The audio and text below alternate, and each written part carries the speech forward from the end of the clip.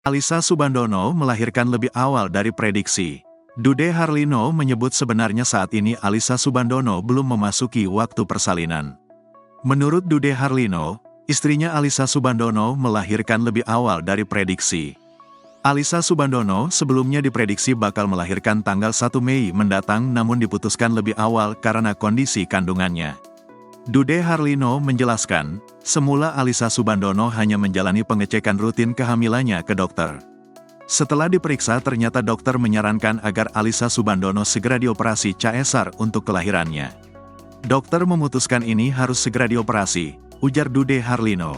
Kemudian dirinya dan Alisa Subandono membicarakan rekomendasi dari dokter.